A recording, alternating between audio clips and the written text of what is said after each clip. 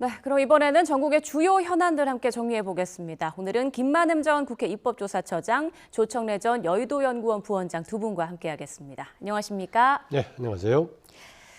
네, 윤석열 전 대통령이 석방된 지 124일 만에 재수감됐는데요. 관련해서 여야에서 나오는 목소리 먼저 듣고 본격적으로 대담 시작하겠습니다. 내란 속에 윤석열이 재구속됐습니다. 많이 늦었지만 사필 규정입니다. 이제 철저한 수사와 추상 같은 단죄의 시간입니다. 하루빨리 내란 속의 윤석열과 그 일당들에게 법정 최고형을 내려서 대한민국 헌법과 민주주의 위험을 바로 세워야 합니다. 전직 대통령이 또다시 구속 수감되는 불행한 사태에 대해서 국민 여러분께는 굉장히 송구하게 생각합니다. 매우 안타까운 일이 벌어졌습니다. 다만 수사와 재판은 법과 원칙에 따라서 정당하게 또 공정하게 이루어지기를 바랍니다. 네, 윤석열 전 대통령, 전직 대통령이 재구속된 헌정사 첫 사례로 남게 됐는데, 자, 이에 대해서 민주당은 사필 규정이다. 그리고 국민의힘은 국민께 송구하다라고 말을 했습니다. 두 분은 좀 어떻게 들으셨는지 먼저 연구원장님 말씀해 주시죠. 네, 전국민 얘기 들어오니까요. 조금 전에 동두천 중학생인가 고등학생인가요? 본인 비상금 털어서 할머니 도왔던 따뜻한 마음이 생각드는데 전국 소식에는 따뜻한 얘기가 별로 없어요. 전직 대통령 구속 관련해서 예상된 대로 민주당은 단죄가 필요하다 강력하게 얘기했기 때문에 그 단죄의 시간이다 이런 얘기를 했고요. 그다음에 국민의힘도 그동안에 같이 했던 과거의 여당으로서의 같이 책임을 같이 느낀다라고 죄송하다는 얘기를 했습니다. 저는 여기에다가요. 단지 그 정도가 아니라 왜 이렇게 계속해서 우리나라의 지금 민주화 이후에 김대중, 김영삼 두 사람 빼고 계속 대통령들이 뭐가 생긴단 말이죠. 이런 문제에 대한 역사적인 구조적인 책임의식을 여야 떠나서 공동으로 오늘 같이 느끼는 그런 마음은 왜 없었을까라는 생각이 좀 더 하나 들고요.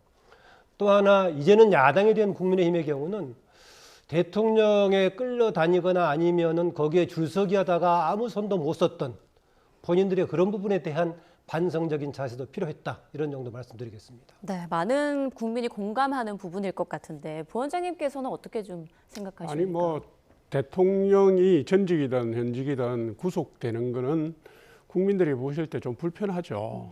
스트레스 받고 그런 의미에서 상당히 안타까운 장면이고요.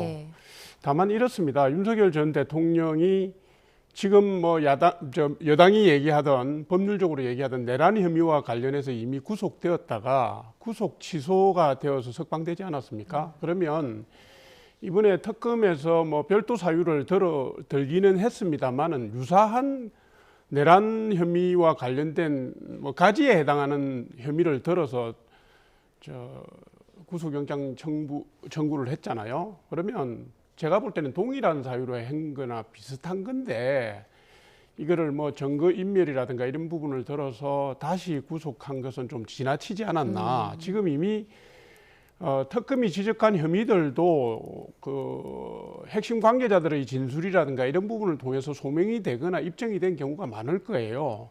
그런데 굳이 지금 구속영장을 청구해서 구속까지 가게 된 것은 제가 볼 때는 구속 사유로 든 혐의 때문이 아니라 아마도 외환죄 부분과 관련해서 수사 편의성이라든가 뭐 밀도 높은 수사를 위해서 신병을 확보한 차원에서 한 것 같은데 그것을 법원이 들어줬다는 것은 좀 아쉽게 생각을 합니다. 지나친 구속이다라는 의견 주셨습니다.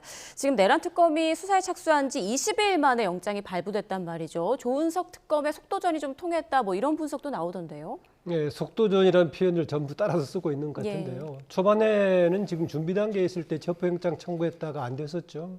그다음에 구속이 된 건데요. 아다시피 일반 검찰 수사하고 다르게 특검을 진행했던 것을 만약 효과를 본다면 처음부터 뭔가 기세를 주도하는 그런 분위기를 보여야 되는 거 아니겠습니까? 그런 점에서는 성공했다라고 볼 수 있겠습니다. 다만 조금 전에 얘기했던 좀 구속은 과한 거 아니냐라고 했을 때 두 가지 차이점은 있습니다. 이전에 구속 취소까지 됐던 중요한 배경 중에 하나는 당시에 공수처가 내란죄 관련 부분을 과연 관할하는 게 맞느냐라는 논란도 같이 겹쳐 있는 상태였긴 됐었고요. 당시에는 더구나 현직 상태고 아직 파면이 되지 않는 상태였는데 이번에는 파면된 상태였고요.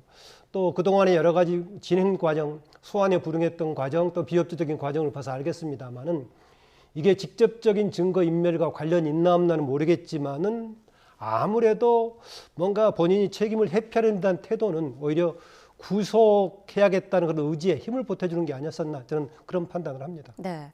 자, 윤 전 대통령 오늘 오전 예정돼 있던 형사재판에는 출석하지 않았습니다. 이제 건강상 이유를 밝혔는데 오후에 변호인을 접견한다고 하더라고요. 이게 내일 있을 특검의 소환 조사에 뭐 대응 방안을 좀 검토하지 않겠느냐, 회의를 하지 않겠느냐 이런 얘기가 나옵니다.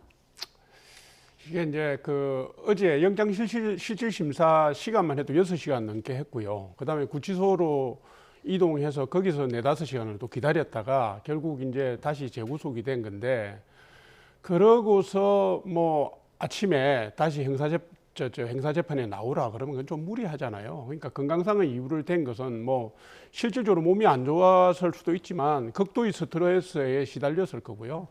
그래서 그런 부분을 봐서 아마도 재판부가 정인신문을 그대로 진행을 했잖아요. 뭐 원래는 재판 피의자가 있는 자리에서 해야 되지만 정인 조서를 다음 재판 기일에 공개하기로 하고 간 것 같은데 뭐 인지상정으로 이해가 돼서 되는 거고요. 그다음에 이제 조금 기운을 차려서 오후에 재판 변호인단을 접견해서 향후 대응에 대해서 나서는 건 자연스러운 흐름이라고 봅니다. 네. 자, 윤 전 대통령의 재구속과 관련해서 수용 생활을 먼저 해본 정치인들의 경험담도 나와 좀 주목을 받고 있는데요. 유인태 전 국회 사무총장은 박정희 정권 당시 감옥 독방 생활에 대해서 이렇게 얘기했습니다. 들어보시죠. 4년 반이나 살았는데 그래도 저 의왕으로 가고 나서는 서대문 시절에 비하면 그때 들어갔던 친구들은 그건 호텔이더라 뭐 그땐 그러긴 했어요. 방에 방 안에 있으면 뭐 다 견딜만 한 거예요. 잘만 할 거예요. 이게 팔자련이하고 저 마음 잘 그렇게 먹고 살아야지 뭐. 박지원 더불어민주당 의원은 지난 8일 유튜브 방송에 출연해 서울구치소에서 3년을 살아봤는데 얼마나 더운지 아느냐며 엄청나게 더운데 천장에 선풍기가 돌아가고 시간이 되면 꺼진다라고 회고했습니다. 그러면서 구치소의 여름은 지옥이다라고 강조했습니다. 네, 역대급 폭염이 기승을 부리는 이 시점에 다시 구속된 윤 전 대통령. 수용된 방에 에어컨이 없고 이제 천장에 선풍기만 있는 것으로 알려지고 있는데요. 이명박 박근혜 전 대통령도 수감 당시에 이제 폭염으로 많이 고생했다고 하더라고요. 네, 지금 두 정치인들의 과거의 본인들의 경험을 얘기했었는데 보니까 유인태 전 사무총장은 지금 옮기기 전에 과거에 이제 70년대였기 때문에 그쪽에 살았던 거고, 박지원 지금 의원은 직접 지금 의왕으로 옮긴 다음에요. 아시겠지만 지금 의왕에 있는데 과거에 서대문에 있던 서울구치소로 옮겨서 명칭은 지금 그대로 쓰고 있는 상황이죠. 예. 전 뭐 두 분 지금 얘기하는 사례가 윤석열 전 대통령 얘기하는데요.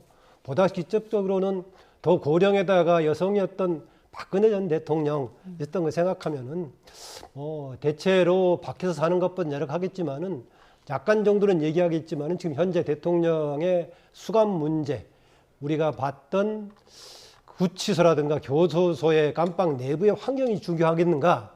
저는 이런 문제 좀 길게 논의하지 않았으면 간단히 짚고, 지금 이 국면에서 전직 대통령이 돼가지고 이런 상황에서 지금 구속됐다가 풀려났다가 다시 재구속되는 이런 환경에 대한 우리가 뭔가 참담한 반성이 더 중요하지 않나, 좀 그런 생각을 합니다. 네.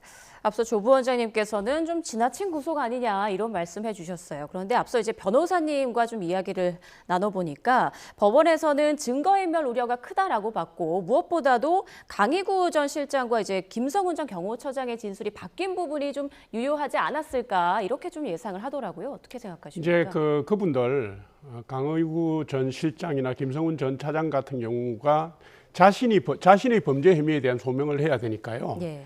얘기를 하다 보니까 이제 새로운 얘기가 나오기도 하고 진술이 번복되기도 하고 그러잖아요. 제가 볼 때는 그렇습니다. 아마 판사가 여러 가지 질문을 하는 가운데 윤석열 전 대통령으로부터 확인하고 싶었던 내용은 이걸 겁니다. 지금 여러 핵심 관계인들, 참고인들, 피의자들의 그 진술 내용과 비추어 봤을 때 과연 이 부분에 대한 동의를 하는 건지 아니면 끝까지 범죄 혐의에 대해서 자신의 입장을 견지하고 부인하는 건지, 만약 부인한다면 그것이 증거인멸이라든가 정인해유의 방법으로 동원될 수도 있지 않을까 하는 판단을 한 것 같아요. 예. 그것의 가장 기본적인 자료가 지금까지 그 소환 조사를 받았던 분들의 진술 증거일 거고요. 그걸 비교하면서 아마도 예를 들어서 그 비화폰 삭제 지시를 했습니까? 이렇게 물었다면 그 부분에 대해서는 그렇게 하진 않았지만 요렇게 지시를 한 적이 있다. 이런 식의 해명을 했더라면 나가더라도 구속이 안 되더라도 증거인멸할 가능성이 없겠구나라고 볼 수 있지만 나는 그런 지시를 한 적이 없다. 그러니까 밑에서 알아서 했다. 이런 식으로 가면 예. 아무래도 재판부 영장심사 판사 입장에서는 증거인멸의 우려가 있다고 판단을 할 개연성이 높아지는 거죠. 네. 자, 특검은 이제 윤 전 대통령을 구인한 어제를 기준으로 최장 20일간 구속해서 수사할 수 있는데요. 앞으로는 외환 혐의에 대해서 좀 집중적으로 수사를 하지 않을까 이런 관측이 많더라고요. 예, 그건 뭐 추가적인 부분 같고요. 아무래도 현재 구속영장 청구하는 데는 외환 관련 부분은 다 증거를 잡았다고 얘기하기가 곤란한 상황 아니겠습니까? 예. 불확실한 부분을 가지고 구속영장에 청구했다가는 오히려 뭔가 좀 기각사유까지 겹불치가 있어서 확실한 것만 가지고 했다라고 좀 볼 수 있겠고요. 당연히 이후에 추가로 이제 수사 대상이 되겠죠. 그리고 앞서 나왔던 두 사람의 번복은 양면성을 갖춘 의미가 있습니다. 하나는 뭐냐면은요. 대체로 뭔가 두 사람들에게 말을 번복하도록 했다라는 것은 그 사실이 뭔가 내가 위법적인 행위를 하고 있다. 위헌적인 행위를 하고 있다는 것을 스스로 자각했다는 것을 자백하는 내용이 되기 때문에 굉장히 중요한 부분입니다. 거기다가 이제 증거인멸의 소지까지 있고 그런 점이 있고요. 또 하나는 이전에 지금 동일사안 가지고 했던 208조를 계속 들고 있는데 예. 사실은 동일사안이라 좀 제가 보기는 어렵습니다. 왜냐하면은 당시에 논란이 됐던 부분은 내란죄라는 제목으로 됐었고 최근에는 강조가 되고 있는 것이 직권남용의 제목에다가 특수공무집행 방해가 되고 있어서 같은 상황으로 좀 보기는 어려운 그런 부분이 있고요. 더구나 당시에 그 구속 취소가 됐던 중요한 것 중에 하나는 그 내용 자체에 대한 심사보다는 절차, 뭐 구속 기간이라든가 아니면은 공수처의 관할권 문제가 됐고 있기 때문에 지금 그 피의자 측의 윤석열 전 대통령 측의 변호인들이 얘기하고 있는 동일 사안의 구속이 한번 됐다가 지금 풀려난 것을 가지고 할 수 있느냐라는 항변은 그렇게 통할 만한 내용이 아니었다. 저는 그렇게 봅니다. 네. 윤 전 대통령이 다시 구속되면서 앞서 영장 청구서의 공범으로 적시된 걸로 알려진 한덕수 전 총리 등 주요 관계자들에 대한 어떤 조사나 수사도 더 강화되지 않을까 또 이런 전망이 나오더라고요. 수사의 맥락으로 보면 강도 높은 수사가 이어질 거고요. 예. 제가 볼 때는 기소 단계에서 치열한 법정 다툼으로 갈 것 같은데 다만 이분들의 경우에는 가담의 혐의나 지금 피험의 내용이 크게 부인을 하거나 그게 아니고 했던 행적을 중심으로 대부분 진술을 하고 있는 것 같기도 하고요. 그다음에 시간상의 순서나 내용으로 볼 때도 입증 가능한 부분이기 때문에 아마도 특검도 이분들을 무리하게 구속 기소하는 수순보다는 수사의 협조를 받아가면서 불구속 기소하는 내용으로 갈 수 있다고 보는 것이고 실제로 이제 재판 단계에서는 뭐 상당한 정도의 혐의를 받아서 은도를 받을 가능성도 있다 이렇게 보입니다. 예. 자, 지금 여러 의혹을 동시다발적으로 수사하고 있는 내란 특검팀과 그리고 김건희 특검팀, 그 칼날이 정치권으로도 향하는 그런 모습입니다. 화면으로 함께 보시죠. 네, 3대 특검 중 정치인 수사에 강제 수사에 가장 먼저 나선 건 바로 내란 특검입니다. 한덕수 전 총리를 출국 금지하고 지난 2일 피의자로 불러서 비상계엄 전후 상황을 조사했는데요. 앞으로 계엄 해제 표결 방해 의혹을 수사하는 과정에서 몇몇 의원들의 이름이 추가로 나올 것이란 관측도 나오고 있습니다. 김건희 특검도 빠르게 움직이고 있습니다. 양평고속도로 특혜 의혹과 관련해 원희룡 전 국토부 장관과 김선교 국민의힘 의원을 출국 금지한 데 이어 명태균 공천 개입 의혹으로 그제 윤상현 의원과 김영선 전 의원의 자택들을 압수수색했죠. 국민의힘 한 의원은 요즘 당 분위기를 이렇게 전했습니다. 저희 의원들 분위기가 굉장히 뒤숭숭하거든요. 전화기를 바꾸시는 분도 상당히 많다고 다들 아실 테고 실제 예상치 못했던 윤상현 의원에 대한 압수수색이 1번이 될 줄은 아마 다 예상을 못하셨던 것 같아요. 그렇기 때문에 혹시라도라는 그런 두려움이 아마 이렇게 좀 있는 것 같은데 네, 지금 국민의힘 분위기가 이래저래 많이 뒤숭숭한 것 같아요. 분위기 어떻습니까? 원래부터 이게 명태균 씨 관련 혐의는 이게 그 국민의힘 내부를 정조준하고 있습니다. 2022년 지방선거, 2022년 보궐선거, 2024년 총선까지 들여다볼 수 있게 되어 있고요. 그리고 수사 중에 인지한 사안에 대해서도 별건 수사가 가능하게 특검법상으로 되어 있기 때문에 말하자면 특검이 찍으면 누구나 수사 대상이 될 수 있는 상황이고 더더군다나 지금 민주당에서 공공연하게 무슨 정당 해산이라든가 내란 관련 법안 발의를 통해서 무슨 국가 보조금을 못 받게 하자는 등등의 전면적인 압박을 하고 있고 이재명 대통령이 뒤에서 그것을 묵인방조하고 있는 상황이기 때문에 제가 볼 때 특검의 수사로부터 자유로울 수 있는 사람은 지금 국민의힘 내부에서 거의 없다 이렇게 보여지고 있고 심리적인 부담이 이 의원들에게 직접적인 영향을 미치고 있는 상황이다 이거는 말씀드릴 수 있고요. 아마 세계 특검이 진행되면서 교차해서 그 파장이 당에도 영향을 미칠 거라고 보여지고 그 영향이 고스란히 국회 내에서 입법 투쟁으로도 연결되어서 민주당하고도 강경 대체의 전선이 만들어지는 그런 상황으로 갈 거다 이렇게 봅니다. 네, 이제 여야가 입법 투쟁에 나설 것이다라고 말씀해 주셨는데 박찬대 민주당 의원이 내란 특별법을 발의한다고 밝혔죠. 내용을 보면 내란범을 배출한 정당에 대해서 국고보조금을 차단하고 내란 재판 특별재판부를 설치하는 내용 등이 담겨 있는데 이에 대해서 송원석 비대위원장이 가칭 독재방지 특별법을 제정하겠다 이렇게 또 밝혔어요. 네, 송원석 지금 원내대표 비대위원장이 지금 맞대응해서 독재방지 특별법을 얘기했는데요. 맞대응한 얘기라고 볼 수 있겠습니다. 그런데요, 내란 특별법에서 정당이 관여됐다라고 전제했을 경우에는요, 개별적인 특별법이 필요한 게 아니라 헌법에 규정되어 있는 정당 해산 사유가 되는 것이죠. 그래서 사실은 정당 해산 사유에 해당되는 걸 특별법으로 규정할 필요가 없다는 생각이 있어 아무래도 지금 그렇게 강하게 얘기하고 있지만 다듬는 과정이 정돈되지 않을까 그렇습니다. 만약에 헌법에서의 정당 해산 사유에 되지 않을 정도의 관련을 가지고 뭔가 내란 관련으로 다른 정당을 규제한다 한다면 그건 과잉이 될 수밖에 없다. 적어도 헌법에서 내란에 해당되고 거기에 따른 정당 해산 사유까지 될 정도가 돼야 규제하는 것인데 그러려면 굳이 그런 규제를 할 필요가 없는 거죠. 정당 해산되는 것이기 때문에. 아무래도 지금 박찬대 의원이 이것을 꺼내긴 했지만은 이후에 조정 과정에서 정리가 되지 않을까 저는 그렇게 봅니다. 그럼 정당 해산 과정으로 갈 거라고 생각하시나요? 당연히 이 정도가 된다면 정당 해산 사유가 되는 거 아니겠습니까? 그런 정당 해산 사유가 안 될 정도인데 여기에 걸어가지고 하는 것은 정치적으로 이용하는 그런 소지가 커요.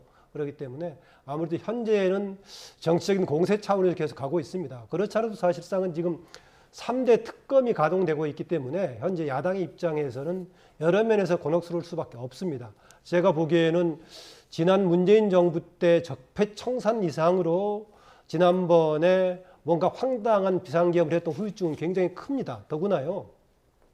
지난번 비상계엄 실패 이후 탄핵되는 과정 속에서 윤석열 전 대통령이 했던 말이 무슨 계몽령 이런 얘기가 나왔습니다. 국민 일반이 보기에 왜 이렇게 망상과 같은 비상계엄을 했을까라고 하는 건데 최근 진행되는 과정 또 추가적으로 나오는 발언들을 보면은요 상당히 확신을 가지고 했던 것 같습니다. 추진은 비상계엄을.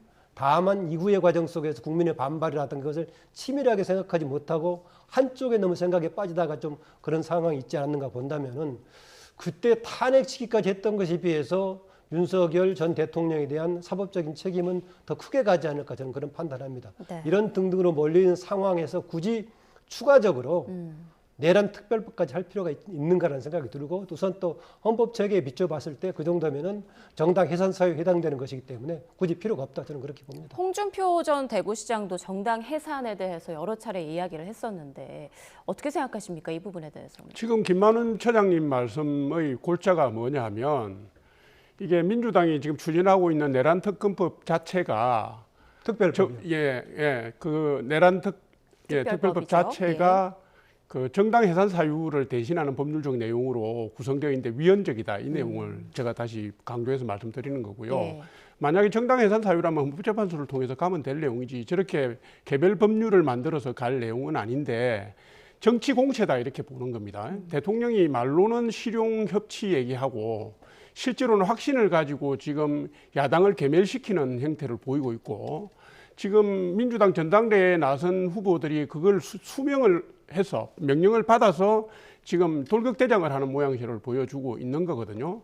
여기에 대해서 국민의힘이 지금 사실 국민들에게 드릴 말씀이 별로 없어요. 그러다 보니까 독재방지특별법이라는 걸 만들어서 지금 그 5개 항목 중에 보면은 특검의 무제한 수사를 방지한다는 내용이 들어가 있습니다. 아까 제가 말씀드린 별건 인지 수사를 얘기하는 것이고요. 불법 대북 송금 등등으로 해서 대북 제재 위반을 한 경우에는 국고보조금을 차단해야 된다는 내용 들어가 있고 예. 그다음에 기존에 진행 중인 재판은 대통령이라 하더라도 중지해서는 안 된다는 내용이 들어가 있습니다. 물론 국민의힘이 이것을 발의한다고 하더라도 민주당이 반발하면 국회 내에서 통과시킬 방법은 없습니다. 다만 내란 특별법을 통해서 민주당이 저렇게 정치 공세로 일관하니까 맞대응 카드를 쓰는 것이고요. 실용과 협치와 민생을 걱정하라 이 얘기를 하는 겁니다. 네. 어찌됐건 윤석열 전 대통령의 재구속이 정치권에도 여러 파장을 낳을 것 같습니다. 앞으로의 상황을 봐야겠고요. 다음 이슈로 좀 넘어가겠습니다. 이진숙 방송통신위원회 위원장이 이제 국무회의에서 배제가 됐는데요. 여기에 대해서 유인태 전 국회 사무총장이 본인이 그렇게 되길 바란 거 아니냐, 다음 지방선거를 노리거나 보수의 여전사로 등극하려는 목표가 있는 것 아니냐, 이런 말을 했습니다. 동의하십니까? 유인태 총장 얘기가 두 번이나 나오네요. 네. 나오는 건데 이진숙 현재 방통위원장의 경우 어떤 방식이든 간에 이렇게 본인의 입장을 피력하면서 현 정부와 충돌하는 모습은 본인의 입지상 나쁠 것은 없습니다. 그래서 구체적으로 참석이 허용되느냐 마느냐 이런 문제가 중요한 건 아닌 것 같고요. 이걸 계기로 이진숙 방통위원장의 입장을 표명하는 것이 기회가 있으면 본인은 좋다. 그러니까 오히려 그걸 노린 거 아니냐 이런 관점에서 유인태 총장은 지적한 것 같습니다. 예. 그런데 현실적으로 봤을 때요, 지금 방통위원장의 경우에는 국무위원도 아니고 지금 배석하는 지금 자격 아니겠습니까? 네. 결국은 의장으로서 주재하는 것은 대통령이기 때문에 위원의 경우도 상황에 따라서는 컨트롤 주재를 할 수 있을 건데 배석하는 사람은 통제할 수 있을 가능성이 있습니다. 그거 따를 수밖에 없는 거고요. 과거에도 사실은 이전에 윤석열 정부 초반에도 그런 일이 있었죠. 방통위원장, 한상혁 방통위원장 또 당시에 국민권익위원장 등등 두 사람이 같이 나왔었는데요. 당시에도 한 사람은 아예 이제 그 직을 사직하는 그런 상황이 됐었는데 회의 과정에서 배석했던 사람을 의장인 대통령이 상황에 맞지 않다라고 하면은 배제할 수 있다고 봅니다. 더구나 현재 대통령은 여러 가지 자문을 구하기 위해서 또 심의 과정에서 필요하기 때문에 하는 건데요. 충돌하는 과정만 있으려면 굳이 국무회의에 참석해달라고 얘기할 필요 없는 거 아니겠습니까? 그렇습니다. 네. 일단 이진숙 위원장은 이번 그 참석에 배제된 것과 관련해서 아쉽게 생각한다면서도 여권에서 요구하는 사퇴 요구에는 선을 그었습니다. 내 임기는 내년 8월 24일까지다 이렇게 밝혔어요. 상당히 강한 신념을 가진 여전사 아닙니까? 예전에 걸프만 전쟁 때인가요? 이라크 전쟁 때 종군 기자를 했던 분입니다. 그런데 지금 민주당이 혹은 지금 이재명 정부가 방송통신위원회를 정상화시킬 뜻이나 의지가 전혀 없잖아요. 국무회의에서 이진숙 위원장이 했다는 얘기는 두 가지입니다. 하나는 뭐냐면 대통령 추천 몫을 지명을 해서 방송통신위원회가 정상 가동되게 해달라라는 얘기를 당연한 말씀이죠. 방송통신위원장이 드린 거고요. 그런 저런 논의 속에서 이재명 대통령한테 방송법에 대한 의견을 한번 내보라라는 얘기를 들었다. 그 얘기 한 걸 가지고 벌떼처럼 일어나서 민주당이 무슨 개인 정치를 하니 무슨 이렇게 했고 대통령실에서도 국무회의 배제하니만이 이렇게까지 강수를 두고 있잖아요. 자기들이 그 위헌 보임을 해서 정상화시켜서 끌고 가면 되는데 그런 의지를 내세우지 않고 이진숙 위원장 그만둘 때까지 방송통신위원회를 정상화시키지 않겠다는 의지를 강하게 보이고 있기 때문에 이런 핍박받는 분위기에서 이진숙 위원장이 사퇴를 하겠습니까? 내가 사퇴하는 것이 이 나라 방송과 이 나라 민주주의를 위해서 꼭 필요한 건가라는 자문자답 안 하겠습니까? 그래서 제가 볼 때는 이준숙 위원장이 버티게 들어간 것이고요. 예. 아까 무슨 본인이 그렇게 되기를 바란 게 아닌가. 유인태 전 국회 사무총장님 말씀은 지나친 말씀이죠. 원로답게 말씀하셔야지 추측해가지고 개인적으로는 정치하려고 저런다라고 해석하는 게 맞습니까? 그건 맞지 않다고 저는 봅니다. 방통위원장 관련 이런 점이 있습니다. 지금 제가 앞서 말씀드렸다시피 이전에 전현희 당시 이제 국민권익위원장 또 한상혁 방통위원장은 논란이 됐었는데요. 정권이 바뀜에 따라서 자리를 이렇게 새로운 자기 세력한테 주는 것은 줄만도 한데 가급적 뭔가 중립성과 독립성이 필요한 기관의 경우에는 적어도 정파성이 약한 사람들을 조금 앞으로 임명을 했으면 마치 자기 편 진영의 전사를 내보듯이 그런 사람을 중립성이 필요한 것을 임명하는 이런 것을 앞으로 지향했으면 더 나아가서 필요하다면은 특정한 기구들은 이렇게 뭔가 역관제 시스템으로 가지 않고 뭔가 중립성을 보완하는 방향으로 앞으로 조금 더 제도적으로 좀 개선했으면 주문을 하고 싶습니다. 바로 전임 한상혁 방송통신위원장을 비호하고 엄호했던 게 민주당입니다. 윤석열 정부 초기에 내내 문제가 되지 않았습니까? 그래놓고 지금 정권 잡았다고 해서 획 입장을 바꾸고 갖고 그 저렇게 하면 그 내로남불이죠. 그죠? 그러니까 그게 맞죠? 반복되는 과정을 이제 개선해야 된다 하는 점에서 적어도 정권이 바뀌었으니까 자기 사람을 심는다 하더라도 상대적으로 정파성이 강한 사람을 전사처럼 내세울 것이 아니라 뭔가 국민들의 보편적인 신뢰를 받는 사람을 하는 그런 인사 방침이 좀 필요하다라는 지적을 하고 싶습니다. 네, 알겠습니다. 지금 시간이 얼마 남지 않아서요. 양당 상황 짧게 좀 들어보고 마무리를 해야 될 것 같습니다. 국민의힘 혁신위원회가 오늘 첫 회의를 지금 진행하고 있어요. 오후에 뭐 브리핑을 한다고 하는데 과연 윤희숙 혁신위원장이 제대로 좀 혁신을 할 수 있을지, 그리고 황우여 선관위원장이 집단 지도 체제로의 전환을 또 검토하는 걸로 알려졌는데 지금 국민의힘 상황을 좀 전해주실까요? 지금 40일 정도 남았어요. 8월 19일 전당대설이 지금 나오고 있기 때문에 딱 39일 남았습니다. 그 39일 동안에 윤희숙 위원장이 의미 있는 결과를 내놓을지는 저도 조금 미지수입니다. 예. 왜냐하면 국민의힘이 대선 탄핵과 대선 과정을 통해서 국민의 평가를 받았지만 대선 결과에 대한 평가 작업을 한 적이 없습니다. 그러니까 혁신의 대상이 될 내용과 과제를 정확하게 특정하기가 힘들다. 말하자면 혁신위원회를 빨리 가동을 하더라도 진단하고 문제점 도출까지의 과정이 필요한데 그 39일은 좀 짧지 않느냐. 제가 볼 때는 윤희숙 위원장이 작업을 해놓으면 전당대회에서 수임받은 당대표가 다시 이어서 가든지 새로운 혁신위를 꾸려가더라도 그 내용을 받아서 완성할 수 있을 거라고 보는 것이고요. 집단제재 지도체제 문제는 당내의 갈등이 심각하니까 이 부분을 중재할 수 있는 방향으로 집단지도체제를 채택하면 지금 심각한 계파 간의 갈등이나 이런 부분들을 봉합해서 강력한 당지도체제를 만들 수 있겠다는 황우여 위원장의 생각인데요. 예. 황우여 위원장은 이전에도 하이브리드형 집단지도체제 비슷한 구상을 내놓았습니다. 그런데 지금 잘 보시는 것처럼 혁신과제라든가 대여 관계라든가 국정 운영에 대한 견제라든가 이런 걸 하려면 강력한 견제력을, 지도력을 가진 분이 나와야 되기 때문에 네. 현실적으로 쉽지 않다 이렇게 봅니다. 알겠습니다. 자, 이재명 대통령이 지금 수석보좌관 회의를 열고 국내외 주요 현안을 논의하고 있습니다. 주로 폭염 등 여름철 재난대응 체계를 점검할 걸로 보이는데요.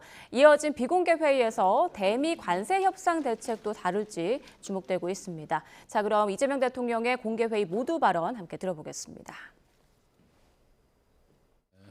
그 사이에 또 일주일이 지났습니다. 과거와 달리 장마가 또 일찍 끝나고 폭염이 아주 극심해지고 있습니다. 117년 만에 가장 심한 무더위라는 얘기도 있던데 기후변화 때문이기도 하겠지만 이에 대한 대응도 좀 부족함이 없어야 되겠습니다. 제가 오전에 말씀을 잠깐 드리긴 했는데 이 폭염으로 인한 여러 피해들이 발생하고 있습니다. 그중에 우리 취약계층들이 폭염 때문에 여러 가지 면에서 고통 겪지 않도록 가능한 대책들을 신속하게 집행을 해야 될 텐데 그중에 각 지방자치단체나 공공기관들이 가지고 있는 무더위 쉼터들이 있는데 그게 제대로 관리되고 있는지 활용되고 있는지 제대로 체크해 주시기 부탁드립니다. 폭염에 따른 농어가들 대책도 좀 챙겨봐야 될 것 같습니다. 유례없는 폭염 때문에 가축 폐사가 급증한다고 합니다. 축산 농가들의 고통이 큰데 관계부처들이 소방차나 가축 방역 차량 등을 활용해서 급수를 조속하게 실시하고 또 발빠른 재난안전 특교세 지원을 통해서 차광막이나 송풍팬 영양제 등등을 신속하게 지급할 수 있도록 조치하기 바랍니다. 양식 어가들 피해가 또 큰 것 같습니다. 수산생물 안전 또 어업인들의 소중한 재산 피해가 더 커지지 않도록 선제적이고 적극적인 지원 대책이 필요하겠습니다. 관계부처들이 민간과 협력 체계 구축을 통해서 현장 중심의 신속 재난 대응팀을 구성해 주기를 바랍니다. 아울러서 출하가 가능한 생물들은 조기 출하를 유도하고 비상품원은 조기 수매한다든지 또 양식장 필수 대응 장비를 지원한다든지 양식 재보험 가입 확대를 한다든지 등의 대책도 추진해 주기 바랍니다. 자연재해 자체야 막을 수 없겠지만 그 피해 확대를 막을 수는 있습니다. 기록적인 폭염에서 우리 국민들의 건강과 재산을 지키기 위해서 각 부처가 가용한 행정력을 총동원해 주시기를 당부드립니다. 지금 소비 쿠폰 집행이 곧 이루어지게 될 것 같습니다. 지금 경제 상황이 너무 안 좋고 특히 골목 상권 또 우리 취약계층들 또 서민들 경제 상황이 너무 안 좋습니다. 빠른 경제 회복을 위해 민생의 모세 혈관이라고 할 수 있는 자영업자 또 소상공인들의 경영 안정이 급선무입니다. 지난해에 폐업한 사업자가 처음으로 100만 명을 넘어섰다고 하는데 참으로 심각한 상황입니다. 내수도 극도로 위축된 상황이어서 정부가 역량을 총동원해서 소비 촉진, 내수 진작에 힘을 써야 되겠습니다. 오는 21일부터 민생회복 소비 쿠폰이 지급될 예정인데 휴가철 등을 맞아서 지급 효과가 극대화될 수 있도록 관계부처들이 다양한 소비 촉진 프로그램을 가동해 주시기를 바랍니다. 그리고 내수 회복을 이어갈 수 있는 후속 대책들도 선제적으로 준비해 주시기 바랍니다. 이상입니다.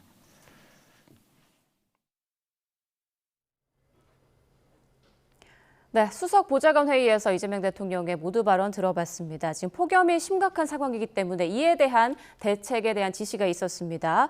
지금 무더위 쉼터 제대로 관리 활용되는지 점검해 달라라는 말이 있었고요. 민관 협력 체계를 구축해서 신속 재난 대응팀을 구성하겠다. 그리고 각 부처 가용한 행정력 총동원해 주시기를 당부하는 그런 말도 있었습니다. 이 내용은 정리해서 이어지는 뉴스에서 또 전해드리겠습니다. 자, 오늘 두 분과는 여기서 좀 인사를 나눠야 될 것 같습니다. 김만흠 전 국회 입법조사처장, 조청래 전 여의도연구원 부원장과 함께 전국 상황 짚어봤습니다. 고맙습니다.